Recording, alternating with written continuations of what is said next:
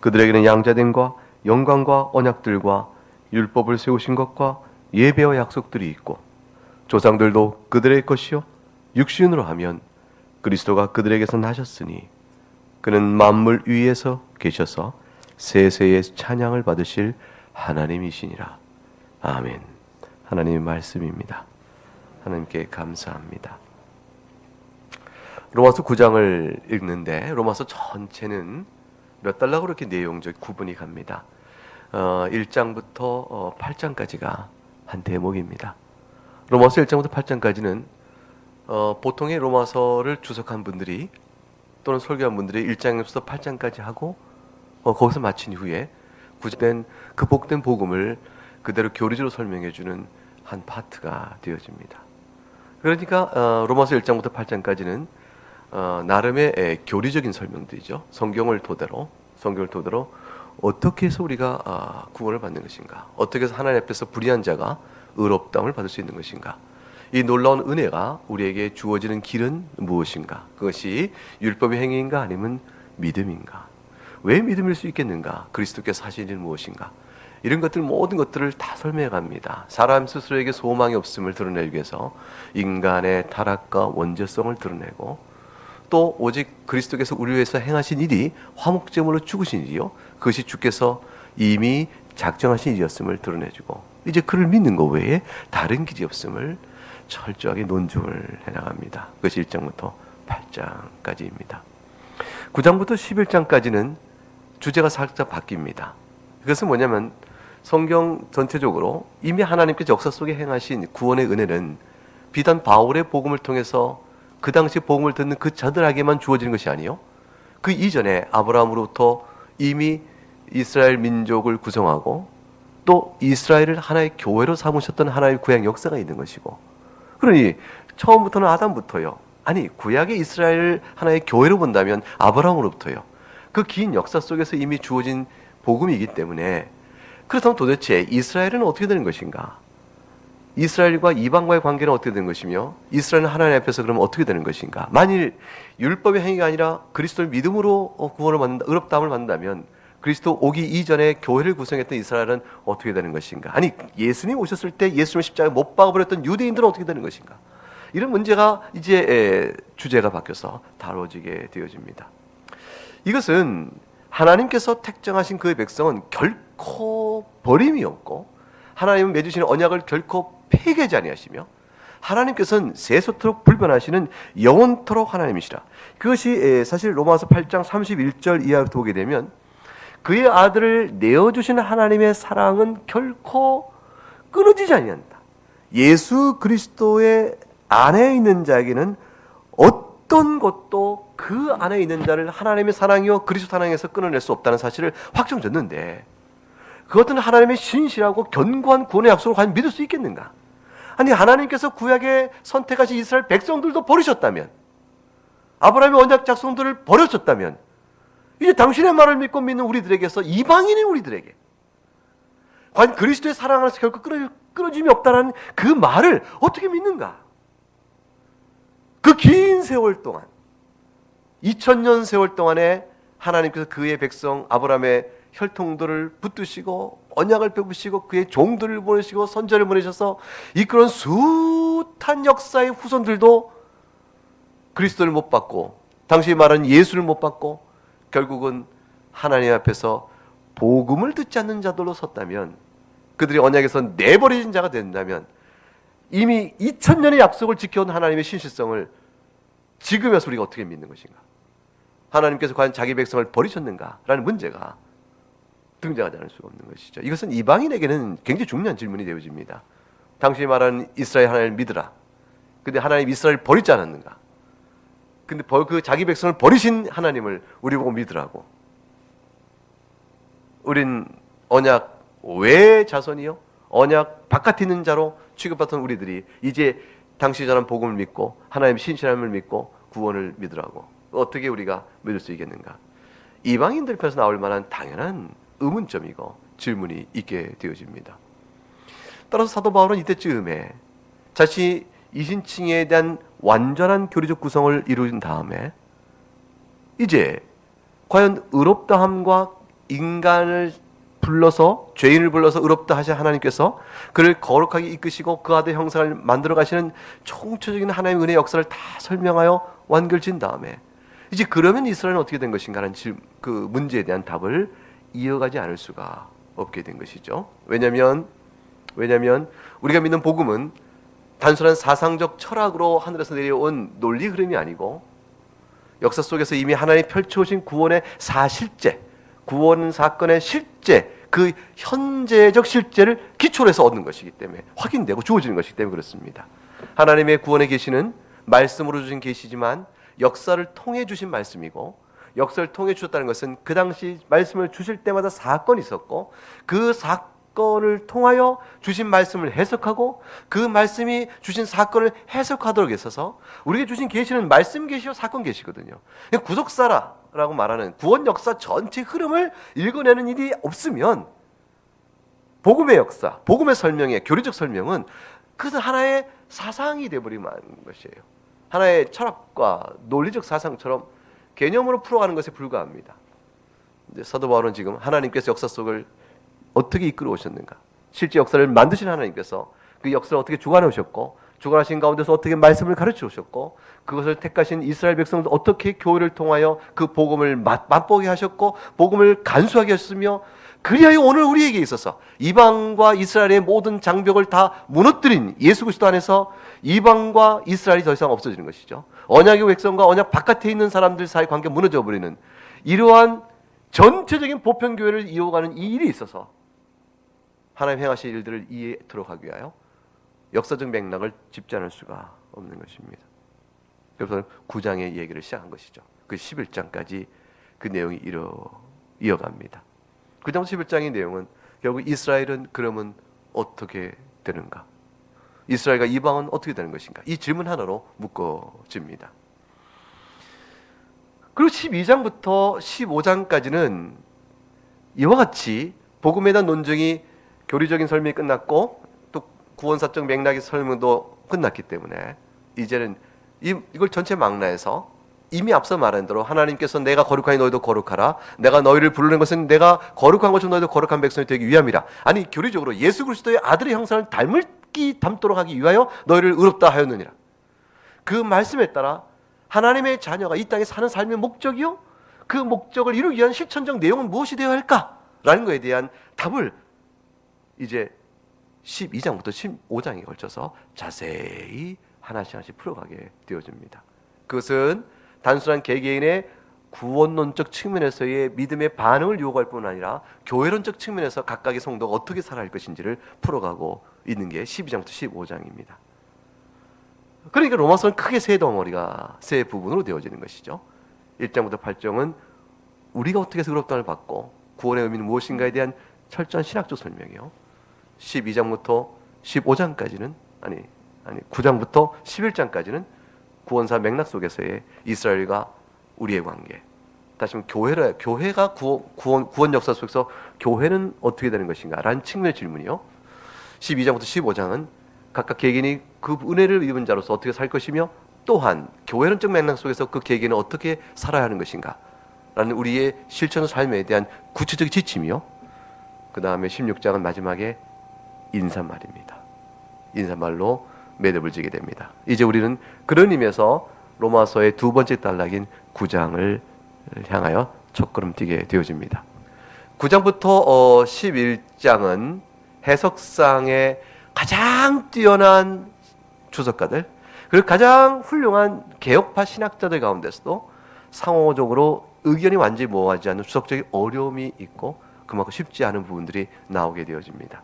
그것은 전체적으로 종말론적 이해 구도와 맞물려서 이스라엘의 위치는 무엇인가 라는 것을 다루게 될 때 본격적으로 드러나게 될 것입니다. 이제 9장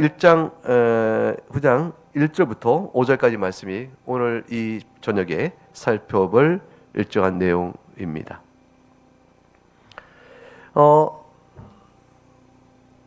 오늘 본문에서 1절부터 2절까지 내용을 먼저 살펴보면, 내가 그리스도 안에서 참말을 하고 또 거짓말을 하지 아니하노라. 나에게 큰 근심이 있는 것과 마음에 그치지 아니하는 고통이 있는 것을 내 양심이 성령 안에서 나와 더불어 증언하노니 나의 형제 곧 골육의 친척을 위하여 내 자신이 저주를 받아 그리스도에 끌어질지도 원하는 바로다. 적어도 사도 바울이 1절과 2절에서 말하고 있는 내용은 우리에게 1절과 2절 구분 없이 되어졌죠. 이거는 구문론적으로 어쩔 수 없어요. 헬라어 원문에는 뚜렷하게 이게 구문이 나눠지는데 우리말은 그걸 나눠 1절과 2절을 따로따로 번역하면 뒷말이 앞에 오고 앞말이 뒤로 가는 문장론적인 문제가 생깁니다. 그래서 우리말은 2절을 뒤 앞으로 끌어오고 번역을 해야 문장론이 구성되기 때문에 1, 2절을 합쳐서 붙여놓게 되어진 것입니다. 어찌됐건 우리에게서는 해석하는데 내용적인 큰 어려움은 없습니다. 그리스도 안에서 참말을 하고 거짓말을 아니하노라. 사도 바울은 지금부터 하는 말이 얼마나 자신이 진실되어가고 있는 것이라 설명해요. 이건 이제 거의 주관적인 접근부터 시작하는 것이죠. 이스라엘이 어떻게 되는 것인가? 구약의 교회였던 이스라엘은 어떻게 되는 것인가? 신약교회가 이와 같이 생겼다면, 예수 그리스도를 믿음으로 이방인도 포함하는 신약교회가 생긴다면, 그럼 구약의 교회는 어떻게 되는 것인가? 이스라엘은 어떻게 되는 것인가? 이 엄청난 객관적인 구원사의 질문을 던지기에 앞서서 바울 사도는 자기 주관적 고백부터 해요. 이스라엘과 자신과의 관계를 이렇게 물고 들어가면서 내가 지금부터 하는 말은 이스라엘이, 즉 유대인들이 나를 박해했고 핍박하기 때문에 내가 유대인들을 배척하고 미워하고 원수로 삼아서 그래서 내가 그리스도 안에서 이방인들 구원이 있다고 말하는 것이요, 이제 이스라엘을 향한 하나님의 구원 언약은 폐하여졌고 너희는 하나님 앞에 원수가 되어졌고 그래서 너희는 멸망자가 됐다. 내가 너희의 개인적인 감정이 있어 하는 말이 아니오. 이 얘기를 하고 싶어 하는 것이에요. 그 얘기를 하고 싶어서 내가 이제 참말 거짓말하는 게 아니다. 내가 진실을 말하거니와 내가 너희를 향한 근심이 있고 너희를 향한 마음에 그치 않는 고통이 있다. 이렇게 얘기합니다. 여기서 말하는 근심이라는 것은 슬픔을 의미해요. 아주 비통한 슬픔. 내가 이스라엘을 생각할 때마다 마음속에 비통한 슬픔이 있고 내 마음속에는 아프다 싶은 그 고통이 있다. 이것은 내 마음에 이 고통이 있는 이 사실은 내가 당신들에게 참말하는 것이요 거짓말이 아닙니다. 그리고 내 양심이 증언합니다. 이렇게 단연코 얘기합니다. 그러니까 지금 무슨 말하고 있냐면 내가 지금부터 이스라엘 교회에 대해서 말하는 것은 나의 사소한 감정 때문에 이스라엘에 대해서 말하는 것이 아니요 하나님께서 행하시는 구원사의 맥락에 따른 분명한 객관적 진실을 말하는 것입니다. 오히려 나는 내 동족인 이스라엘 향한 말할 수 없는 사랑의 마음에서 비탄의 슬픔과 고통이 있어 아픕니다. 3절을 읽어볼까요? 나의 형제 곧 골육의 친척을 위하여 내 자신이 저주를 받아 그리스도에게서 끊어질지라도 원하는 바로다. 무엇을 원하는 것이냐면 자신이 내가 저주를 받아 끊어질지라도 그러기를 원하니, 원하노라가 끊어질지라도 다른 내용을 원한다는 뜻이 아니고 내 형제 곧 골육의 친척을 위할 수만 있다면, 다시 말하면 그들이 그리스도 안에 나올 수만 있다면 내가 내 자신이 저주를 받아 그리스도에 끊어지는 것을 내가 차라리 원한다. 이것이에요. 원하는 바가 자신의 저주요 그리스도의 끊어짐입니다. 바울의 말할 수 없는 희생적인 각오가 여기 들어있죠. 그런 분이 이방인의 사도로 부르심 받은 자입니다. 이방인의 사도로 부르심 받은 자이지만 이방인을 향하여서 내가 저주를 받아 그리스도에 끊어질지라도 내가 너희의 구원을 원한다. 이렇게 말하는 것은 그가 부르신 소명과 사역적 책임 때문에 자신이 주님 제가 이것은 주님이 저에게 맡긴 거니까 제가 저희 영원한 제가 이 세상에서 삶뿐만 아니라 그리스도와 함께 영원히 살아갈 영생의 그 모든 행복과 그 복을 걸고서라도 제가 짊어져야 될 책임이잖아요. 주님 제가 이방을 사랑합니다. 저 이방인들 가운데 뿌려놓으신 주님의 선택한 백성을 제가 찾아갑니다. 이 얘기를 한다는 것은 그의 사역적 관점에서 이해가 될 법한 문제인데 바울 사도는 지금 그렇게 얘기하고 있는 것이 아니고 유대인을 향해서 말하고 있어요. 이스라엘 백성을 향하고 말하고 있습니다. 그것은 자신에게 주어진 사역의 몫이 아니에요. 내가 너를 이방으로 보내라. 그랬더니 유대인이야. 자기 골육의 친척들이야. 다른 사도들이 그 일을 감당할 것이라. 이렇게 생각할 수 있지만 사역을 넘어서서 말할 수 없는 애정을 이렇게 표현합니다. 여기서 저주를 받는다는 말은 이 땅에 사는 동안에 내가 고난과 고통을 받는다는 사실에 그치는 것이 아닙니다. 아니고 이 저주란 말은 영생을 걸고 있는 것이에요. 그리스도에서 끊어질지라도 이렇게 말하는 것이니까 영생을 걸고 하는 말이죠. 아니 사도 바울은 방금 로마서 8장 39절에서 높음이나 깊음이나 37절부터 이제 이어가면 38절부터 보게 되면 사망이나 생명이나 천사들이나 권사들이나 현재나 장래일이나 능력이나 높음이나 깊음이나 다른 어떤 피조물 가운데 있는 이런 것도 우리를 우리 주 예수 그리스도 안에서 있는 하나님의 사랑에서 끊을 수 없다고 말해놓고 자신이 마치 그리스도에 끊어질지라도 끊어질 것을 원하노라 이렇게 말하는 것은 이게 도대체 신학적인 모순 아닌가? 자신이 금방 자신이 한 말을 신앙적 고백을 잊어버렸단 말인가? 이제 이렇게 반문하고 또 되어지도 않을 일을 놓고 원한다고 말하면서 사랑을 강조하는구나 이렇게 이해할 수 있겠죠. 이 말은 바울의 주관적 심령 상태를 좀 헤아려 보는 그런 상태로 이해해야 합니다. 바울은 지금 너무너무 이스라엘 자기 동족을 생각할 때 형제라고 말했고 골육의 친척이라고 그랬어요. 이건 참 번역이 잘 된 것입니다. 형제라는 것은 원문 그대로 형제예요. 즉 같은 자궁에서 태어났다. 그런 의미를 그대로 원어적으로 갖고 있어요. 같은 동일한 자궁에서 태어났다. 이게 형제의 됨의 의미를 설명하고 골육의 친척도 육체를 따라서는 우리가 함께 난 자라 이런 뜻을 원어적으로 갖고 있는데 이건 우리말로 골육의 친척이라는 말은 정말 생생하게 표현한 것이죠.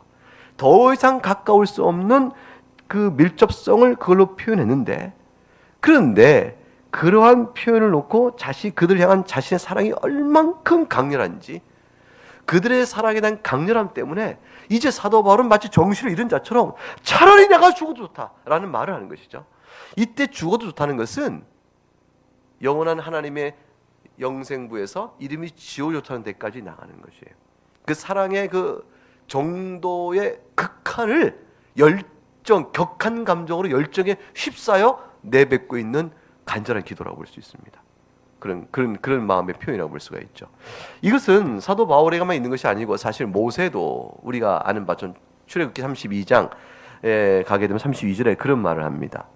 이제 금송아지 신을 만들어 버렸잖아요. 모세가 더디게 오니까 하나님의 우상 숭배에 큰 죄를 범한 자들 분명히 이미 출애굽기 19장 또 20장 이하의 내용 속에서 모세를 통해서 마땅히 지켜야 될 하나님의 계명을 알린 바가 졌고 저들은 보이지 않는 하나님의 우상을 숭배하는 것이 죄악된다는 사실을 애굽에서 끌어낼 때부터 이미 가르쳐온 자들이었습니다. 그런데 그들 생각에는 하나님의 이름만 섬기는 대상만 정확하면 즉 여호와 하나님을 섬긴다는 말만 신앙의 대상만 정확하면 그 하나님을 섬기는 예와 표에 있어서는 우상을 만들어도 그 우상이 여호와라고 한 이상 다른 신을 섬긴 것이 아니니까 괜찮을 것이라 생각했습니다. 신의 이름을 바르게 부르는 것도 중요하지만 그 하나님의 합당한 예배와 그 하나님께 물상화시키는 것이 죄라는 사실까지를 미처 생각하지 못한 것이죠. 그들은 두려움에 임의적으로 결국 금송아지를 만들었고 그것을 여호와 하나님 이름 부르면서 그 앞에 예배했습니다. 말할 수 없는 큰 죄를 범하였으니 이들이 살자가 못하고 영원한 지옥불에 던져야 될 자라는 사실을 모세가 잘 깨닫는 것이죠. 그러니까 모세가 그 앞에서 울고 기도합니다. 하나님, 이 백성이 자기들 위하여 금신을 만들었으니 이보다 큰 죄가 어디 있겠으며 이 죄를 범한 지 어찌 살 수 있겠습니까? 그러나 내가 주 앞에 간구하니 하나님 저들의 죄를 사하여 주옵소서. 그렇지 아니하시면 원하건대 주께서 기록하신 그 책에서 차라리 내 이름을 지워 주옵소서. 이 모세가 이렇게 기도합니다. 그 기도하는 모세 마음속에 자기 이름이 하나님이 주신 영원한 하나님의 자녀의 생명책 이름에서 지워질 것이라고 지워질 수 있는 가능성이 있다고 생각해서 그렇게 한 것이 아니고 이 백성을 향하여 사해달라는 그 간절한 기도의 열정이 그 표현을 내놓게 되어진 것이죠. 바울 사도가 하나님께서 선택한 자를 다시 선택지 아니하고 취소할 수 있다는 사실을 염두에 둔 신학적 이해 때문에 이렇게 말한 것이 아닙니다. 사랑의 마음이 격한 것입니다. 차라리 나를 죽이라, 내 자식에겐 손대지 마라, 뭐 그런 일들이야. 육신의 생명에 불과한 것이지만 그런 일들은 이 땅에서 흔하게 보는 대리 죽음에 대한 부모들, 육신의 부모의 외침도 우리가 알 수 있지 않습니까? 다윗이 압살롬이 죽었다는 말 듣고 압살롬 내 아들아, 압살롬 내 아들아, 내가 차라리 죽었더라면, 네가 살고 내가 죽었더라면 하는 것과 같은 것이죠. 바울 사도는 그 지금 이스라엘 자기 골육 친척을 생각하면서 마음이 불타오르듯 그 안타까움을 지울 수가 없습니다. 그리고 그 뜨거움이 내 양심이 내가 차라리 죽기를 원하는 바를 진실된 사실을 증언해 준다라고 말하고 있습니다.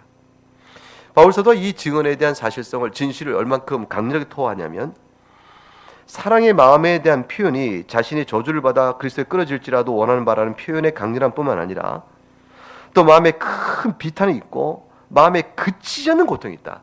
큰 고통이요? 그치지 않는다. 이 그치지 않는 말의 먼저 의미는 바닥을 알 수 없다는 뜻이에요. 그러니까 밑바닥이 보이지 않는 만큼 깊이 파인 마음의 고통입니다. 그러니까 이 마음을 들여다볼 때 끝이 바닥이 보이지 않는 만큼 그런 끊임없이 이어지는 그런 고통이 있다는 이 표현 자체의 강렬함 뿐만 아니라 또 중요한 것은 그리스도 안에서, 그 성령 안에서 내 양심이 증언한다고 증언자로 예수 그리스도와 성령 하나님을 부르고 있는 사실이에요. 하나님의 이름으로 맹세를 한다는 것이 예수님께서 이 땅에서 가르치신 것처럼 너희 도무지 맹세하지 말라. 아니요. 예 하라고 해라. 진실에 대한, 진실을 말하지 않는 한 맹세를 가정하여 거짓을 그릇되게 꾸미는 죄악성을 주님께서 그들을 지적하셨죠. 하나님의 이름을 불러 맹세한다는 것 자체는 영원한 생명을 거는 맹세입니다. 절대적 진실 앞에 잘 서 있다는 사실을 보증하실 때가 아니면 절대로 해서는 안 되는 위험한 맹세죠. 맹세 자체가 하나님 이름으로 하는 것 자체가 불가하는 것은 아닙니다. 예수님도 하셨고 또 사도 바울도 했고 성경의 인물들이 합니다. 그 자체는 절대적 진실 앞에서 하나님 앞에 자기 영원한 생명을 걸고 하는 것이므로 그럴 때만 비로소 가능한 일이에요. 바울서도 지금 예수 그리스도 안에서 참말한다라고 말하고 성령 하나 안에서 내 양심이 나오도록 증언한다라고 말하므로 하나님 앞에서의 맹세합니다. 유대인이 하나님의 이름을 불러 그 앞에 맹세한다는 의미는 그 뒤에 저주를 받아 그리스도에 끊어질지라는 것과 그들은 맞물려 가는 겁니다. 내가 이 말에 조금이라도 거짓이 있다면 난 이미 저주받은 자의 그리스도에 끊어진 자라라는 사실을 전제를 하고 있는 것입니다. 이스라엘 백성을 향한 이런 사랑의 마음을 표현해도 되는 것일까요? 자기는 잘 알잖아요. 자신이 어떻게 복음을 전하다가 유대인에게 핍박을 받고 박해를 받았는지. 사도행전 곳곳에서 펼쳐져 있는 사도 바울을 하는 집요한 유대인들의 핍박과 박해. 돌로 쳐서 죽이고자 던져놓고 죽었다 싶으니까 버려두고 갔는데 하나님께서 그 생명을 숨쉬도록 숨을 붙들어 주셔서 결국 한동안 다시 깨어나니 제자들이 와서 그를 간수하여 성 밖으로 두레를 태우고 이렇게 바구니에 태워서 내려보내고, 그리고 이 도시에서 쫓기니까 저 도시에 가게 되면 거기까지 쫓아와서 난 그냥 돌로 치고 또 핍박하고, 수많은 고초를 유대인 손에서 얼마나 당했는가를 바울사는 잘 알고 있습니다. 그런데 자기 동족을 향한 이런 사랑을 베풀어요. 도대체 왜 그럴까? 그렇게 혈통 피가 진한 겁니까? 아니, 지금 바울사도이 내 아버지, 내 어머니, 같은 육체 형제인 내 형, 이렇게 말하고 있는 게 아니에요. 지금 이스라엘 민족 전체를 두고 얘기하는 것이. 아니, 얼마나 가깝다고. 모르는 수많은, 물론 유대인 중에 동일한 유대인이겠지만 모르는 유대인들 전체를 향하여 이런 사랑과 영적 생명을 걸고 고백을 하는 것일까? 바울서는 지금 안에 무엇이 있기 때문에 그런 것일까? 이 사랑의 고백은 개인의 사사로운 감정의 고백이 아닙니다. 이 고백은 정령코 딱 한 가지만 설명할 수 있어요. 이 바울의 이 심령을, 주관적 심령을 이해해보려면 딱 한 가지밖에 없어요. 그것은 뭐냐면 하나님을 너무 사랑하는 사람이에요. 하나님, 자기 로마서 1장부터 8장을 설명한 그 복음 안에서 완전히 그 안에 들어가서 그 완전히 사로잡혀서 그 영광에 가슴이 벅찬 사람, 하나님께서 우리에게 베푸신 은혜가 얼마나 큰가를 아는 그 하나님의 사랑을 아는 사람으로서만 비로소 유대인을 향한, 자기 권력신청을 향한 이 사랑의 절절한 고백이 나와요. 왜 그러냐면 유대인들에게 주어진 바된 하나님의 은혜로 인해서 유대인이 지금까지 누려왔던 교회로서의 위치, 그것을 보았기 때문에 하는 고백이에요. 그러니까 단순히 내 혈육, 우리 대한민국 사람을 사랑한다, 뭐 우리가 대한민국 사람, 한민족 사랑한다 해서 북한 사람 사랑하고, 지금 이 땅에 사는 사람 막 사랑하고, 또는 그들의 복음 전도와 그걸 위해서 막 눈물로 기도하면서 이렇게 사랑한다, 이렇게 되는 일은 거의 뭐 우리에게는 이렇게 잘 안 됩니다. 이거 될 수가 잘 없는 일입니다. 같은 집안의 형제들 내에 대한 복음 전도죠, 이런 심정을 우리가 못합니다. 근데 바울서 이런 것은 비정상적, 보통 생각하면 굉장히 비정상적인 것이죠. 근데 이것이 가능한 이유는 딱 한 가지 때문입니다. 이스라엘 향하여 하나님 내리부으신 놀라운 은혜를 보고 하나님을 사랑하고 하나님을 찬미하며 이스라엘이 그 하나님 앞에서 어떻게 쓰임받은 자들인가를 아는 만큼 이 사랑의 고백이 부어져 온 것입니다. 그것이 4절과 5절에 나와 있는 말씀입니다. 4절 같이 한번 읽어보겠습니다. 그들은 이스라엘 사람이라 그들에게는 양자됨과 영광과 언약들과 율법을 세우신 것과 예배와 약속들이 있고, 쭉 이스라엘이 어떤 사람인가 그 다음 설명합니다. 그러니까 4절은 내가 왜냐하면 내가 왜 이토록 내 형제 권력의 친척을 위하여 이토록 내가 사랑을 고백하고 가슴 아파하는 줄 아는가? 그것은 내 형제가 바로 이런 자들이기 때문에 그렇다, 이렇게 설명하는 것이. 이것은 내가 그들을 사랑하는 마음이 너무 커서, 내 주관적 내가 사랑이 너무 많아서 이게 아니고, 이들이 바로 이런 자들이기 때문에 그렇다라는 이스라엘 객관적 계시사 속에서의 객관적 위치를 설명해 나가게 됩니다. 4절 5절의 이유 때문에 그런 사랑을 설명합니다. 4절, 그들은 첫 번째 이스라엘 사람이라. 무슨 말이죠? 이들은 하나님께서 구별하여 선택하신 족속이기 때문이다, 그 뜻이에요. 이스라엘이란 이름은 창세기 32장에서 사실 나온 것이죠. 야곱이 천사와 싸우잖아요. 천사와 싸웁니다. 에서에게 죽임을 당할 걸 두려워서 하나님 앞에 매달려 간구합니다. 하나님께서 나를 도와주지 아니하시면 내가 결코 살 수가 없습니다. 이제 돌아와 하나님 나를 불쌍히 여기시고 나를 살려주옵소서. 이 약속과 이 절대적인 하나님에 대한 도우심에 대한 간구를 밤새 여호와의 천사와 싸웁니다.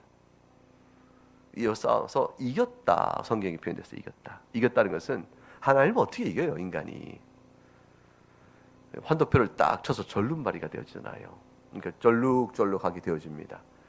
그것은 싸움의 승리라는 것이, 이겼다는 말의 의미가 하나님을 이겼다, 여호와의 천사 사람이 물리력으로 이겼다든가 무슨 싸우면서 어떤 것을 싸우든 이겼다는 것이 아니라 하나님께 매달려 간구함으로 마침내 그 응답을 받아냈다, 그런 의미입니다. 이거 호세아서에 가게 되면 12장 3절과 4절에 야곱은 모태에서 그의 형의 발뒤꿈을 잡았고, 야곱이 원래 모태에서부터 그런 자였다. 힘으로는 하나님과 겨루되 천사와 겨루 이기고 그 다음에 이겼으나 울며 그에게 간구하였으며 하나님이 베들에서 그를 만나 주었고 우리에게 말씀하셨다. 다시니 그러니까 울며 그에게 간구하여 그 소원을 주께로부터 받아낸, 응답을 받은 그런 자였다. 그 뜻을 싸워 이겼다라고 표현한 겁니다. 이스라엘이라 하나님 이름을 지었어요. 내가 네 이름을 이스라엘이라 이름 지겠다. 다시는 그렇게 부르지, 야곱이라 부르지 않고 이스라엘이라 부르겠다. 이스라엘이라는 말의 의미는 끝까지 하나님과 매달려 하나님을 떠나지 않는다는 말이에요. 하나님 끝까지 붙들려 있는 사람, 하나님께서 하나님을 절대 놓지 않는 사람. 그러니까 야곱을 향해서 너는 나를 끝까지 놓지 않은 자가 되었으니 내가 네 이름을 이스라엘이라 부리라, 이렇게 하신 것이에요. 그러니까 이스라엘 백성들이라는 것은 하나님 없이는 살 수 없는 사람이요, 하나님을 끝까지 붙드는 자들, 그런 의미를 갖게 되는 겁니다. 그래서 하나님이 이방과 구별하여 너의 이름을 이스라엘이라고 말했고, 그 일은 온 이스라엘의 자랑이었어요. 야곱은 그래서 창세기 48장에 내가 내 아버지 아브라함과 이삭이 섬기던 하나님, 내가 태어나서부터 지금까지 나를 인도하신 하나님, 그 나의 모든 환난에서 나를 건지신 하나님께서 나의 후손 이들에게도 복을 주시길 바라며 이들로 하여금 내 이름으로 일컫는 자들이 되기를 원하나이다. 아브라함과 이삭의 이름으로 일컫는 후손이요 내 이름을 일컫는 자가 되기 원하나이다. 이때 자기 이름은 야곱의 이름이 아니라 이스라엘 이름이에요. 그래서 온통 이스라엘 최고의 자랑은 12지파를 형성한 아브라함과 이삭과 야곱을 이어지는 가운데서 이 족장들 가운데 12지파를 형성한 최종적인 족장은 야곱이었기 때문에 야곱의 이름에 따라서 이스라엘 전체로 불러지게 되어집니다. 그러니까 지금 사도 바울이 그들은 이스라엘 사람이라 하는 것은 아브라함의 언약을 받은 자요, 이삭의 언약을 받은 자요, 야곱의 언약을 받은 자요, 그로 인해서 하나님을 따라서 살 수 없는 자들, 하나님께 절대로 필사를 매달렸던 자들, 바로 그리하여 하나님께서 이방과 구별해낸 자들, 그런 자들이었다, 이렇게 표현하고 있는 것이에요. 이 언약적 특권을 이미 제시해주고 있는 겁니다. 따라서 그들은 자연스럽게 양자였다. 세상 가운데서 구별하여 이는 내 장자라, 내 아들이라 부른 자가 누가 있었는가? 바로 이들 뿐이었다. 출애굽기 4장 21절에 하나님께서 나는 바로에게 이르기를 여호와의 말씀에 이스라엘은 내 아들 내 장자라, 이렇게 말씀합니다. 그리고 이들에게는 하나님께 직접 영광을 비추셨다. 구약 전 역사 속에서 하나님의 영광을 본 자들은 숱하게 영광을 봤죠. 영광을 보이는 법은 다양한데 하나님께 친히 임재하셨던 임재의 초자연적인 현상을 보여준 것도 영광이요, 말씀으로 들려주심으로 음성을 듣게 하신 것도 영광이요, 하나님께서 초자연적으로 만나를 먹이시고 홍해를 가르시고 죽은 자를 살리시는 숱한 표적줄 베풀어 주신 것도 영광이었습니다. 왜냐하면 표적을 볼 때마다 그들은 하나님의 영광을 찬미했으니까. 하나님의 영광은 직접 보는 것이 아닙니다. 하나님의 나타내심에 대한 임재적 현상들을 보는 것이죠. 이사야도 하나님의 영광을 봤습니다. 화로다 화로다 화로다, 그 외쳤 내가 하나님을 배웠기 때문이라.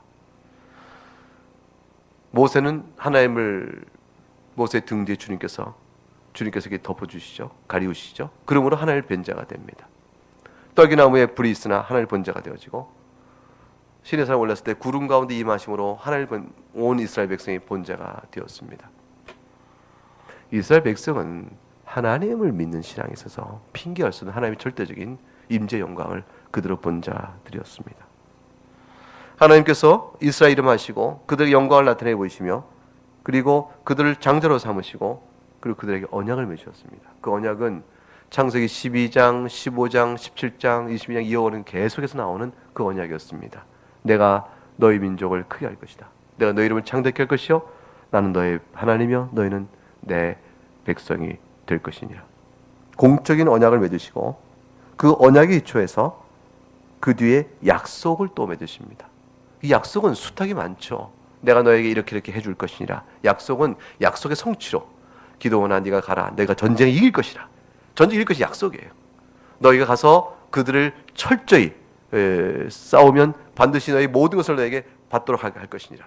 너희가 나갈 때 애굽에서 나갈 때도 이미 약속을 주셨죠. 애굽에 나갈 때 너희가 모든 애굽의 금과 은 모든 것을 가지고 나가게 될 것이라 약속하셨어요. 너희가 광야에서 결코 옷이 헤어지거나 발이 부르트지 않게 될 것이라 약속입니다. 이런 것도 숱한 약속입니다. 이런 모든 섭리적으로 이스라엘 보호하시는 모든 약속들 너희가 다 경험한 자라.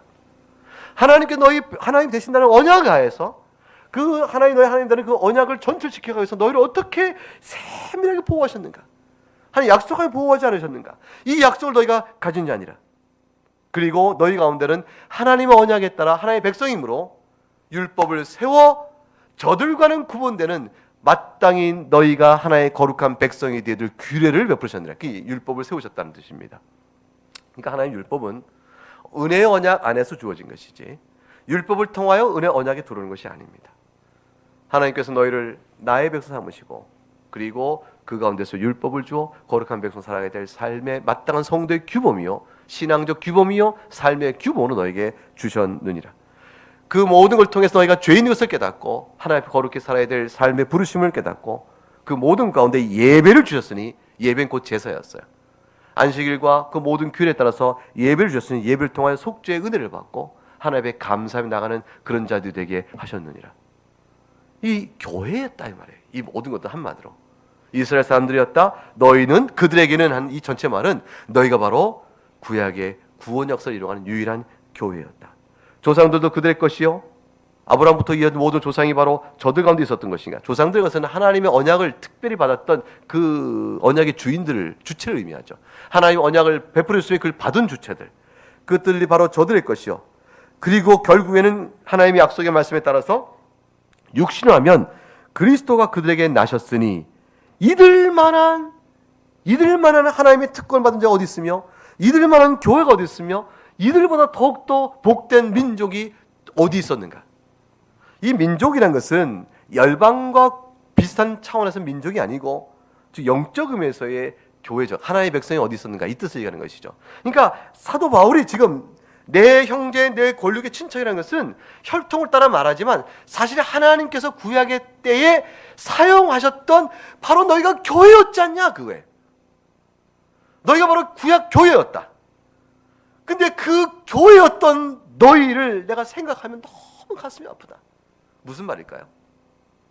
하나님의 구원의 모든 계시를 다 받아놓고 하나님이 너희 가운데 있었으나, 그런데 그 은혜의 모든 계시도 불구하고 그거를 깨닫지 못한 채 그를 박차고 떨어져 나가 그리스도의 원수가 된 자들이 너희 가운데 있으니 내 심령이 너희를 향한 고통과 아픔이 얼마나 크겠느냐. 그것입니다. 단순한 사사로운 감정의 그림이 아니고 교회였으나 은혜의 구원에 들어온 교회 백성임에도 불구하고 구원받지 못하는 그 숱한 자기 백성을 보고 가슴에 쓰라짐을 갖는 것입니다.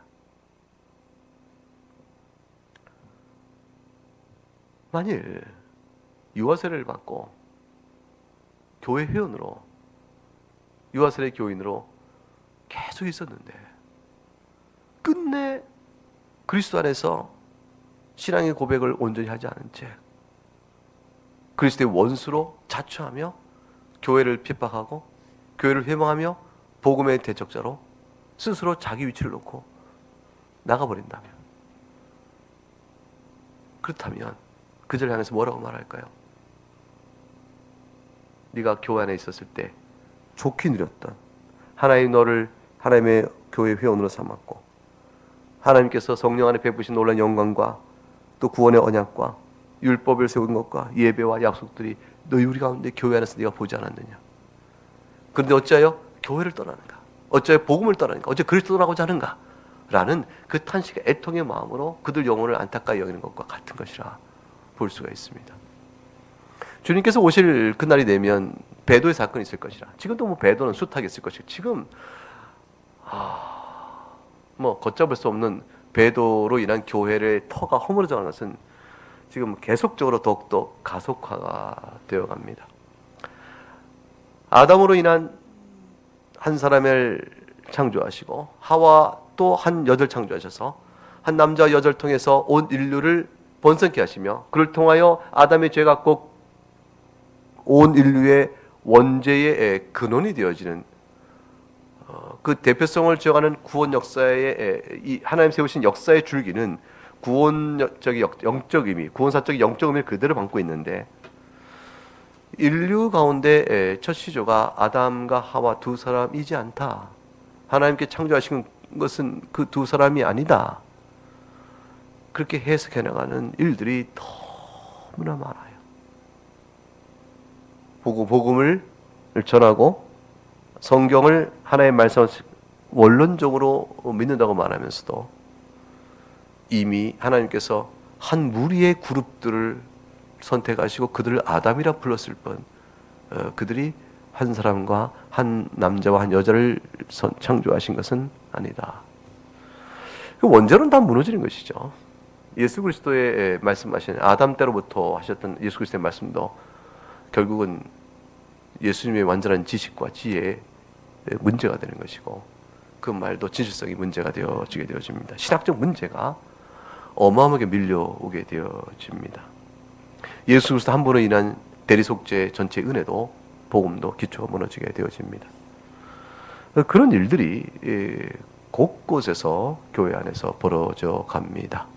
자, 그렇다면 오늘 그들에게, 복음에 떠나져 가는 자들에게 우리가 갖는 마음은 교회 안에 있으나 교회의 대적자로 나오는 수많은 배도자들을 향해서 오늘 이 바울 사도의 이 아픔을 이해할 수 있을까? 오늘 우리에게 적용해 보면 그런 맥락과 같다, 그런 말씀입니다. 함께 신앙생활하고 함께 찬양하고 함께 주의 이름을 부르며 함께 그리스도의 용서의 은혜를 기뻐했던 자가 오늘날 성경을 던져버리거나 성경을 잘못 해석하거나 또는 성경적 복음을 뒤틀어 버리는 일을 하게 될 때 너희가 어찌하여 복음을 떠나 그리스도의 제국자 쓰는가 하면서 내 양심이, 내 마음이 큰 비탄과 고통을 겪게 된다라고 말할 수가 있을 것입니다. 결국은 오늘날 사도 바울이 처했던 이때의 시대 속에서 이스라엘과 예수 그리스도의 관계를 설명하면서 가졌던 이 고통은 이방과 이스라엘 교회뿐 아니라 이제 하나님이 그럼 이스라엘을 버리셨는가라는 질문 앞에서 사도 바울은 답을 해야 될 자기 위치에 서게 되어집니다. 그것은 이제 우리가 교회 안에 속해 있으나 떠난 자들과는 조금 다른 차원이 되어집니다. 우리는 교회 전체가 예컨대 배도했다 쳐보십시다. 예수 그리스도의 교회 전체가 배도의 길로 가게 됐다. 근데 그 중에서 일부 남은 자가 나오게 될 경우, 교회를 향해 탄식하고 오게 될 경우, 우리는 그럼 교회가 그리스도를 버렸는가? 종교개혁을 생각해 볼까요? 종교개혁에서 로마교회부터 우리가 나오게 되어졌습니다.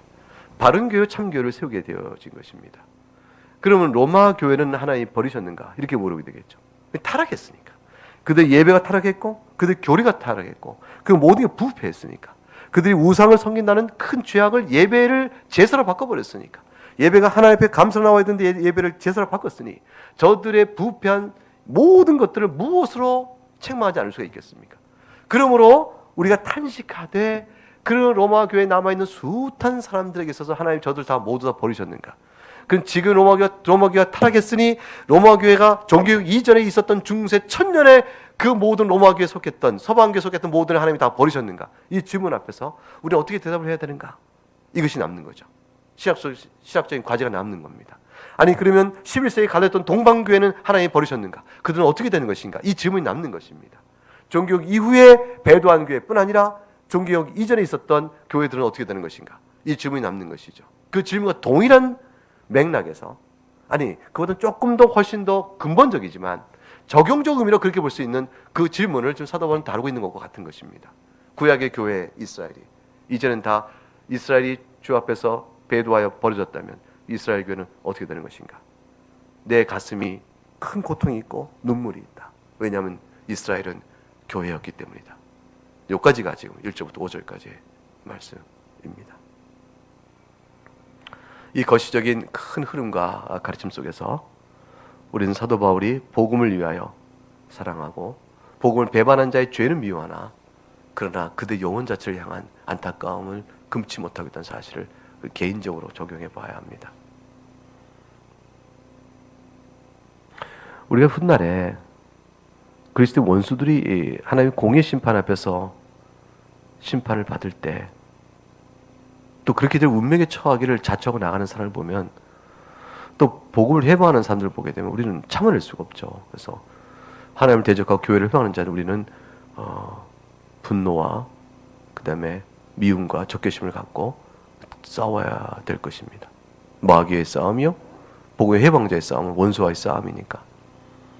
그런데 진리를 어그러뜨리는 복음의 회방자의 싸움에 대한 전투력을 갖는 마음의 강한 의지는 그 싸움의 대상인 자들의 비참한 심판과 그들이 당할 그 운명을 보면서 그들 향한 애통과 비탄함과 슬픔의 마음을 갖는 감정적 처리마저도 못 갖게끔 만든 건 아닙니다. 이게 좀 우리는 사실은 이중적이에요. 이성과 의지로는 복음의 대적자 싸워야 되는데 그 싸움을 위해서 감정적인 격동도 따라오지만 그러나 저들이 처할 하나님의 공의 심판에 당할 무서운 진노 아래 놓일 저 형편을 보면서 안타까워하고 그리고 고통스러워하고 그들의 영혼이 그런 비참에서 나오기를 바라는 그 마음을 갖는 한편의 감정적 이 부분은 우리에게 항상 같이 있어야 할 것을 생각하게 합니다. 그 죄를 미워하는 것과 그 죄를 지은 자가 당해야 될 하나님의 진노의 심판 아래 놓일 그들의 비참한 운명을 안타까워 여기고 그러면서 고통받고 슬퍼하는 일은 동시에 있을 수 있는 일이라는 것입니다. 바울 사도의 지금 이 심정은 그 같은 데 있다 볼 수가 있습니다. 네, 오늘 말씀 여기까지 살피겠습니다. 함께 찬송하겠습니다.